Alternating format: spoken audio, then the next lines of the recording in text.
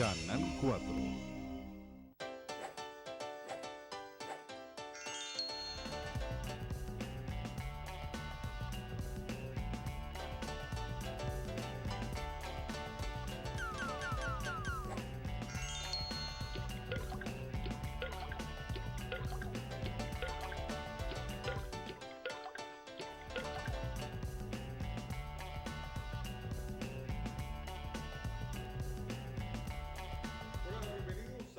Este programa en donde vamos a conversar acerca de la contingencia y por supuesto de los hechos que ocurren en la región de Aysén, particularmente en la provincia de Coyhaique, porque estamos juntos al gobernador provincial de Coyhaique, don Pablo Galilea Carrillo, a quien saludo y a quien por supuesto le consulto en primer lugar, gobernador, cómo ha iniciado este 2020 usted, su familia y su equipo. Mire, la verdad digamos que con optimismo, porque soy un convencido y tengo mucha confianza en los chilenos, en que vamos a tener la capacidad de retomar el camino del diálogo, del entendimiento, de la paz social, del orden y del progreso que todo chileno bien nacido aspira.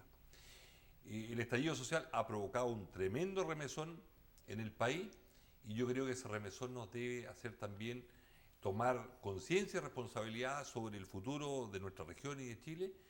Y desde ese punto de vista me siento contento, con muchas ganas de trabajar. Además, se han sumado buenas noticias en la evolución de la enfermedad de mi señora, de Marcia. Ayer tuvo un control médico que le indicaron que todo va por muy buen camino. Entonces, estamos con mucha fuerza y energía. Además, en esta época de verano, los hijos que uno tanto quiere vienen de vacaciones, se vienen a la casa. Así que estamos llenos de energías positivas para enfrentar los desafíos del 2020. Gobernador, y a propósito del estallido social y de este nuevo año que estamos iniciando, una de las iniciativas, dentro de muchas que impulsó el gobierno del presidente Piñera, fue realizar estos diálogos ciudadanos. Hoy día usted y su equipo se han abocado justamente, ya son más de 200 los diálogos que ustedes han concretado con la ciudadanía. Y al momento de conversar, primero, las ganas de conversar, las ganas de escuchar, las ganas de dialogar de muchos ciudadanos coyhaiquinos que les gusta ir a a estos diálogos, bien digo, pero finalmente demuestran, comparten emociones y algunas necesidades. Y eso quiero hablar esta tarde. Respecto a cuáles son las preocupaciones que hoy día la ciudadanía, Coyhaique en particular, gobernador, son las más recurrentes. Mire, yo la verdad es que estoy gratamente sorprendido del nivel de acogida en que han tenido los diálogos ciudadanos, cómo la gente, los ayseninos, los coyhaiquinos, quieren expresarse, quieren entregar su opinión y además la gente quiere también escuchar qué opina el vecino, qué opina el amigo. Y creo que ha sido un ejercicio muy productivo. Yo soy convencido que las demandas sociales que no las va a arreglar el cambio de la Constitución. El cambio de la Constitución tal vez es necesario, pero aborda otras materias. Los cambios sociales son muy respaldados por la gran mayoría de la gente, entre otros, por ejemplo, la reforma del sistema de pensiones, sobre la cual es un problema grave que tienen los chilenos y chilenas que jubilan. Pero a su vez también, así como hay mucho respaldo a las reformas como el tema previsional, salud, educación, hay también un respaldo muy grande a que no se puede aceptar la violencia de ninguna manera, de que tenemos que recuperar el orden público, la paz social y que no podemos ni con el silencio avalar, ni mucho menos que autoridades públicas quieran aprovecharse o sacar cuentas alegres de este descontento social y ocupar a gente más extrema que utilice la violencia como medio de cambio, cosa que no debemos respaldar de ninguna manera, y en eso yo creo que existe un consenso muy grande en toda la gente que, a pesar de querer la reforma, no quieren que estas reformas se logren por la vía de la violencia, sino muy por el contrario, sobre la base del diálogo y el entendimiento. A propósito de redes sociales, gobernador, antes de salir al aire, nos estábamos monitoreando que ya el Senado aprobó la ley que faculta a las Fuerzas Armadas y de orden para lo que es el resguardo de algunas zonas críticas, como se les ha denominado, y además hace pocos días se aprobó la ley antisaqueo en términos de orden público y seguridad. Eso es una buena señal, al menos, para quienes quieren retomar la normalidad. Bueno, la verdad digamos que se necesitaba un mayor respaldo legislativo, así lo reclaman las fuerzas de orden y seguridad, los propios fiscales muchas veces, o la justicia en general, ellos están llamados a aplicar la ley y muchas veces la ley no encuentra el espacio suficiente como para resguardar el orden y la seguridad, y desde ese punto de vista los acuerdos políticos que se lograron en el Congreso en las dos materias que tú señalas sin duda son avances que entregan herramientas a todos quienes, entre otros la autoridad política también, la intendente, el gobernador, herramientas para poder trabajar en torno a esa materia. Y volviendo a los diálogos ciudadanos, gobernador, usted lo decía, una de las principales necesidades que identifican los ciudadanos al momento de consultarles cuáles consideran que son las necesidades del país está efectivamente salud y educación. Pero quizás la más prioritaria es el tema de las bajas pensiones. Y el presidente de la República ha anunciado una reforma macro respecto al sistema de la administración de los fondos de pensiones. Bueno, la verdad digamos que la reforma que ha anunciado el presidente de la República es una reforma estructural, es una reforma que cambia y que mejora sustancialmente el sistema de pensiones en Chile, pero yo básicamente lo trataría de sintetizar en dos objetivos muy claros y específicos. El primero, que ningún adulto mayor reciba una pensión bajo la línea de la pobreza y que ningún jubilado a la edad de jubilar que haya cotizado de manera permanente tenga una jubilación menor al sueldo mínimo que hoy día existe. Así es. Y estamos hablando de 300.000 pesos aproximadamente. Y eso sin duda digamos que es un avance muy significativo. Y en esta materia, el fortalecimiento del pilar solidario, que parte con el anuncio que se hizo algunos días del aumento del 50% de la pensión básica solidaria para todas aquellas personas que tengan más de 80 años, que recibían una pensión de 110.000 pesos, esa pensión se aumenta ahora a 163.000 pesos, que es un 50% más a partir de ahora, sí, para todos aquellos mayores de 80 años. Para las personas que tienen entre 75 y 80 años, el aumento es de un 30%, para que el próximo año, el año 2021, se llegue al 50%. Y se equipare. Y luego las personas que tienen menos de 75 años, el aumento es de un 25% para que el año 2022 puedan completar y llegar al 50% de aumento de su pensión básica solidaria. Y eso creemos que es un aumento no menor. He conversado con varios pensionados, hoy día en la mañana me topé un amigo, y aprovecho de nombrarlo y saludarlo, Belarmino Vidal, un hombre de más de 80 años que recibe una pensión básica solidaria, que estaba, me decía, muy contento por este aumento del 50%. Sabemos que de todas maneras son pensiones que cuesta entender cómo se vive con esa pensión. Sin embargo, creemos que ahí hay un aumento muy importante. Luego también el tema del fortalecimiento del ahorro personal. Aquí lo que se plantea es que ahorremos más. Ahorremos más y que la cotización previsional va a aumentar en un 3%, ese 3% va a ser de cargo del empleador y a su vez ese 3% no va a ser administrado por la AFP, sino por una nueva entidad que le vamos a llamar CAS y que va a garantizar que esos recursos puedan tener la rentabilidad suficiente y por lo tanto al ahorrar más, obviamente la pensión que va a recibir el día que jubile va a ser mayor. Pero hay un tema que ha sido muy discutido, que más allá del ahorro personal, que es la base del actual sistema previsional, puede existir, y aquí se crea un nuevo sistema de ahorro colectivo. Que tenga un sentido solidario, que el ahorro de todos pueda ser compartido entre la gente, sobre todo que más necesita. Los que van llegando a la jubilación. Los que van llegando a la jubilación. Y desde ese punto de vista, lo que se plantea acá es que también haya un aumento de la cotización de un 3%, que al igual que el ahorro individual sea con cargo al empleador, y que además ese 3%, que un 2,8% de ese 3% vaya a ahorro colectivo, pero aquí también hay una cosa muy importante, que un 0,2% vaya destinado a un seguro de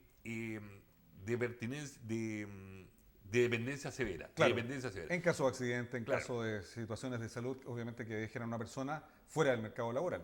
Lógico. En esos casos hoy día la verdad es que se encuentran bastante desamparados. Yo he visto numerosos casos que se hacen reclamos a la COMPIN frente a accidentes de distinto tipo, que el porcentaje de invalidez que tiene y la pensión que tendría. Bueno, eso hoy día cambia bastante con este porcentaje, este 0,2% de la cotización del ahorro colectivo que iría destinado a este seguro, que garantizaría tener una jubilación en esos casos equivalente a la que tendría si completa su edad de jubilar con el 3% adicional que se plantea. Y además, usted lo decía, introduce cambios estructurales también a la composición de las AFP propiamente tales, entre ellas que en los directorios haya personas, digamos, ciudadanos comunes y corrientes, y además da una puerta de entrada a lo que son cooperativas y no solamente las mismas empresas del rubro que ya estaban y que están de algún modo compitiendo en el mercado. Bueno, la reforma también contempla mejorar sustancialmente el funcionamiento del sistema de ahorro individual y esto contempla mayor competencia que pueda, primero, los afiliados tener presencia en los directorios y poder representantes de los afiliados estar participando en los directorios de la administradora de los fondos de pensiones, entre las cuales se incorporan también la posibilidad de cooperativa. También es la creación del CAS, una entidad distinta a la AFP, que administre estos 3%, ya sea de ahorro colectivo o de ahorro individual. Me parece que introducen mejoras muy significativas, donde obviamente el cotizante a través de su representante de los afiliados en los directorios va a tener una opinión, donde además en este mejor funcionamiento del sistema de ahorro individual y colectivo se contempla también retrotraer algunas de las reformas que se hicieron desde la creación del sistema de AFP en los distintos gobiernos de la concertación, de la nueva mayoría y en el propio gobierno del presidente Piñera I, que hay que retrotraerla a su origen. Por ejemplo, la reforma que se hizo en materia de distribución de las utilidades, o que las pérdidas de la AFP, somos socios en las pérdidas nomás, pero en las utilidades no. Así es. O sea, una de las tantas críticas que hay al sistema. En esto, o somos o no somos socios. Claro. Y en ese sentido se van a hacer reformas muy significativas. Creo que esto también va a estar sujeto a la discusión parlamentaria. Aquí hay un tema que es central en la discusión. Si el 3% del ahorro colectivo va a ser un 3%, va a ser un 4%, va a ser un 6%, como es la aspiración de algunos sectores. Pero ya se abrió el debate, que es lo importante. Entonces, ese debate yo creo que va a ser muy interesante. Yo creo que nos va a ayudar a asegurar las dos cosas, los dos objetivos que pretende la reforma del sistema, que ningún adulto mayor tenga una pensión que lo deje bajo la línea de la pobreza y que ningún cotizante el día que jubile tenga una pensión menor o igual al sueldo mínimo, sino muy superior. Camino que también vamos a recorrer nosotros más tarde. Yo estoy más cerca que tú. Pero en la práctica vamos todos para el mismo destino, gobernador.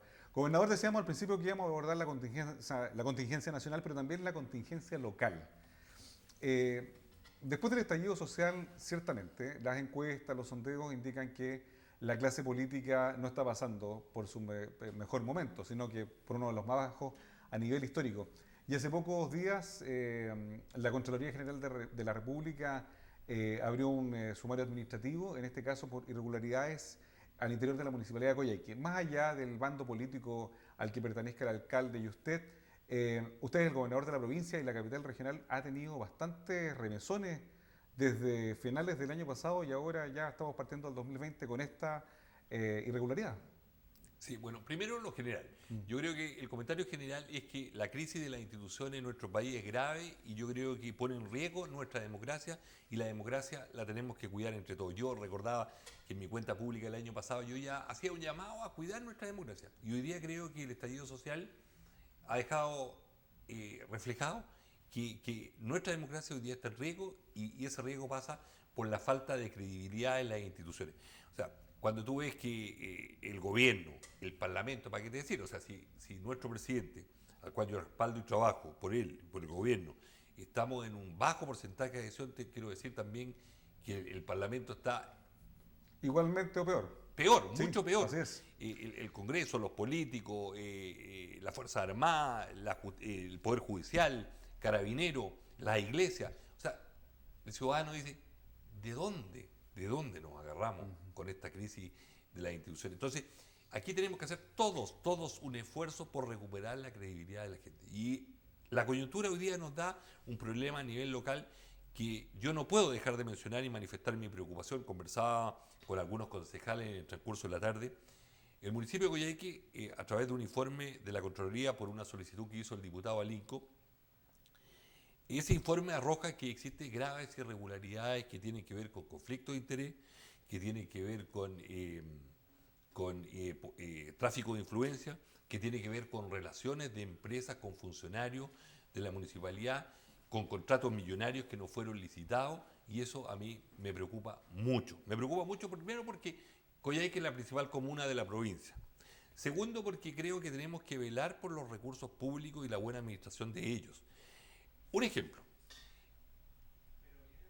cuando se habló de la licitación o del contrato del corral municipal, yo planteaba qué necesidad tiene la municipalidad, y esto lo hice hace 3 o 4 años, qué necesidad tiene la municipalidad de Coyhaique de pagar un arrendo millonario por un terreno privado en circunstancias que la propia municipalidad de Coyhaique es propietaria de alrededor de 40 hectáreas. Aquí, a 10 kilómetros de Coyhaique, camino pavimentado, donde perfectamente podría haber estado instalado ese corral municipal por un contrato que bordea los 30 millones de pesos anuales. Yo creo que no nos podemos dar el lujo de farrear los recursos. Yo le digo a la señora, a la gente, a las familias más vulnerables de Coyhaique que a veces creen en que a través del municipio pueden encontrar alguna ayuda para soportar su condición de vulnerabilidad en circunstancias que quienes dicen preocuparse de los vulnerables y de la pobreza están gastando contratos millonarios, no debiendo hacerlos porque tienen alternativas que serían de costo cero para el municipio. No había ninguna justificación técnica para contratar eso. ¿Qué justificación tiene que, habiéndose firmado un contrato donde quien se vio beneficiado con ese contrato, que es la misma empresa que además es dueña no solo del corral municipal, sino también de los parquímetros y del cementerio? De la ex empresa que tenía justamente la concesión de los por parquímetros. contrato la obligación de hacer el cierre perimetral, finalmente el que termine pagando el cierre perimetral sea la municipalidad. No tiene ninguna justificación, son todos recursos de los coyhaiquinos. ¿Cómo me explican que sea este mismo grupo de empresas donde, según la Contraloría, habría funcionarios municipales con conflicto de interés involucrados en esto? Y eso necesitamos que se aclare. Los contratos de los parquímetros. Hubo, y fue notorio para la ciudadanía, que a finales del 2019 efectivamente los trabajadores se movilizaron. Deben recordar que los trabajadores de los parquímetros se movilizaron por las deudas que le tenían, no solo en sueldos, sino también en cotizaciones provisionales y otras cosas. Eso fue lo que gatilló. Y yo entiendo, y esto ojalá se aclare, que aquí se habría pagado con recursos distintos a los que corresponde pagar esa deuda que se le debía a los trabajadores. Y quiero decirte que los trabajadores de los parquímetros deben ser de los trabajadores de Coyhaique que menos ganan. Y sin embargo, quienes dicen ser defensores de esa gente y quienes se arrogan esa representación de manera exclusiva, no lo están defendiendo. No lo están defendiendo, muy por el contrario, a la luz de lo que la Contraloría ha señalado a propósito de la denuncia del diputado Alinco, señala que aquí se estarían usando plata de todos los coyhaiquinos, y especialmente plata que podría ser destinada a la gente más pobre, para beneficios personales de gente vinculada al quehacer municipal. Por su experiencia, por su dilatada carrera parlamentaria, gobernador, y a 4 meses o a 3 meses del estallido social, ¿qué debe hacer hoy día una autoridad que está en el ojo del huracán cuando las demandas vienen de todos los sectores y son cruzadas finalmente? Bueno, mira, yo creo que primero, en este caso particular, hay que poner todas las cartas sobre la mesa y tratar de lograr el máximo de transparencia sobre estos hechos, porque la gente lo que reclama efectivamente es coherencia entre lo que se dice y lo que se hace. Y aquí claramente hay una incoherencia. Y yo me aprovecho ahora de entender por qué a las muchas solicitudes que le hemos hecho al alcalde y al municipio respecto a la seguridad y el orden público, no se habían tomado las medidas respecto a la iluminación del centro de Coyhaique los días de protesta. 2, la recolección de la basura, que es el motivo por los cuales los jóvenes idealistas juntan esa basura para después ser quemada.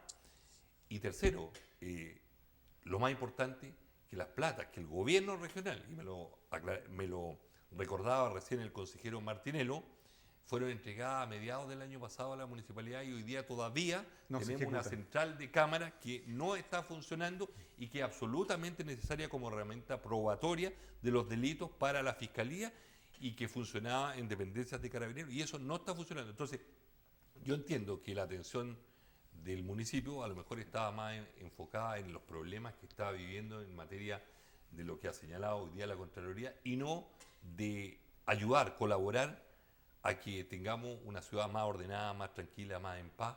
Y eso me preocupa mucho. Gobernador, y para cerrar algo breve, algunas palabras respecto a uno de sus emblemas desde que asumió en marzo de 2018, que es la descontaminación de Coyhaique. ¿Qué es lo que se viene para este 2020 en términos de medidas concretas para seguir combatiendo a partir de abril el humo que tanto nos fastidia? Bueno, yo creo que tenemos varias novedades. Lo primero es que vamos a tener la primera entrega de viviendas sociales que además de ser completamente térmicas con un revestimiento que demanda una menor energía para poder calefaccionarla, van a ser entregadas con calefacción eléctrica. Son más de 150 viviendas que se van a entregar alrededor del mes de marzo, que van a ser viviendas que van a tener una calefacción incorporada en la entrega de las mismas. Eso va a significar también que el Seremi de Medio Ambiente, con recursos del gobierno regional, incorpore hoy día una línea de recambio de calefactores eléctricas, reforcemos la línea de cambio de calefactores a gas y a parafina y también por primera vez se puedan postular aquellas personas que fueron beneficiadas del cambio de calefactores de leña por leña, puedan ahora aspirar a tener un sistema de calefacción distinto. Distinto. Lo otro que también es muy importante, tenemos que decir que el año pasado, el año 2019, más que triplicamos lo que se venía aplicando en materia de revestimiento térmico, se entregaron más de 800 subsidios, estuvo el ministro Monker en el mes de diciembre, a mediados del mes de diciembre, se entregó el subsidio número 800 y eso creo que también es un avance. Ahora, lo que tenemos contemplado para esta semana y nosotros como gobernación hemos coordinado es un trabajo con el Ministerio de Vivienda, con las EP, que son las empresas patrocinantes, las empresas constructoras que hacen el revestimiento térmico, el Departamento de Obras Municipales para poder destrabar lo que ocurre en el municipio a través de la oficina, el Departamento de Obras, que es agilizar el trámite de regularización de aquellas viviendas que están optando al revestimiento térmico. Y para eso la Subdere también se ha comprometido a entregar los recursos necesarios para contratar nuevos profesionales que estén a cargo de eso y de esa manera poder no solo entregar los subsidios, sino también ejecutarlo en el mismo año y eso creemos que es muy positivo. Ahora, yo digo, el plan de descontaminación de Coyhaique que se viene aplicando desde el año 2016 Sí. Es un plan que ha surtido efectos y esos efectos son notorios. La disminución de los episodios críticos el año pasado fue significativa y nosotros esperamos que este año sea mucho más. Recordemos que además del aumento a 800 de revestimientos térmicos, también son más de 2.000 calefactores nuevos que se están instalando ahora y que el otro invierno van a estar en pleno funcionamiento. Si a eso le agregamos el trabajo que ha hecho la CONAF en colaboración con los recursos del gobierno regional y la gobernación, estamos entregando más de 4.000 metros de leña seca que antes se entregaban verde. Entonces estamos trabajando en distintas líneas y yo espero que además de los recursos que el gobierno regional entregó a la Corfo para estudiar un plan de full electric que signifique avanzar en tener no solo calefacción eléctrica, sino el costo de la energía más barato, permita también a que sea un insumo que la industria y las empresas necesitan para generar desarrollo, aumento de valor de las materias primas locales y sobre todo más y mejores trabajos. Una de las buenas noticias de este 2020 o 2020, como le llaman algunos gobernadores, tiene que ver con la comunidad de Villa Ortega. La gobernación estuvo a cargo de un proyecto de electrificación rural que usted compartió con los vecinos la semana pasada. Sí, bueno, el año 2019 no solo Villa Ortega, sino también Entrada Valle Simpson, ambos proyectos que benefician a más de 170 personas, 170 familias, llevaban esperando más de 5 años. Y nosotros, en un trabajo coordinado con la Seremi de Energía, con el gobierno regional y la empresa eléctrica de Aysén, logramos que esos proyectos hoy día estén en plena ejecución. Pero no solo son esos proyectos de electrificación rural, porque ese es un desafío que tiene el gobierno regional y el gobierno del presidente Piñera, que además coinciden, que es cómo llegamos a esta altura del siglo XXI a todos los rincones de Aysén que no tienen energía con energía y tenemos más proyectos de electrificación rural que estamos trabajando y esperamos tener también novedades durante el año 2020 para ayudar y beneficiar a más familias de nuestra región. Estamos recién partiendo, gobernador. Agradecer su tiempo y, por supuesto, invitar a la ciudadanía, porque en la gobernación de Coyhaique, la oficina ubicada en Errázuriz 375, están dispuestos 2 módulos, gobernador, a propósito del diálogo ciudadano. Ahora es posible que cada ciudadano acuda a la gobernación y llene en breves minutos, 5 o 10 minutos, una consulta individual acerca de lo que está ocurriendo en el país. Y por último, está también a disposición un formulario acerca de la campaña de la Secretaría General de Gobierno, Yo Te Respeto, y es para saber cuál es la sensibilidad que tienen los extranjeros y nosotros mismos de cómo nos atienden en los servicios públicos y todo lo que tiene que ver con la discriminación. Gobernador, hasta una próxima cita. La última palabra la tiene usted. No, agradecerle a todos quienes han tenido la disposición de ayudar en esta campaña Yo Te Respeto. No hay persona que llegue a la gobernación que no contribuya con su opinión a obtener la opinión de cuál es el trato que le damos nosotros a los servicios públicos. Lo mismo en materia de los diálogos ciudadanos, pero hay un tema que se te olvidó y que quiero recordar. ¿Cuál de que ellos? es uno de los programas que a tenido la colaboradora.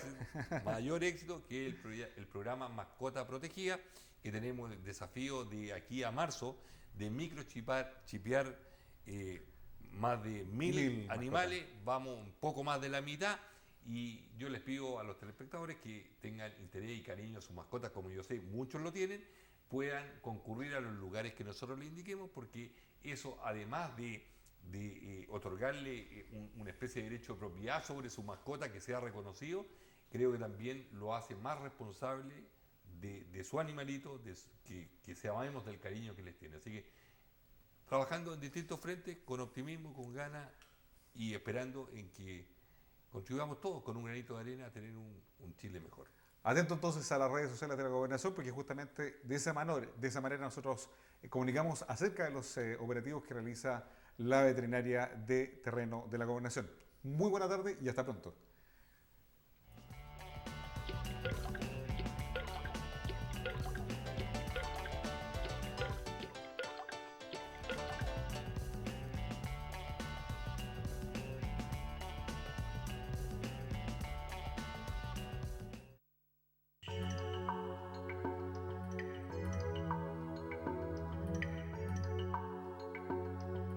Canal 4.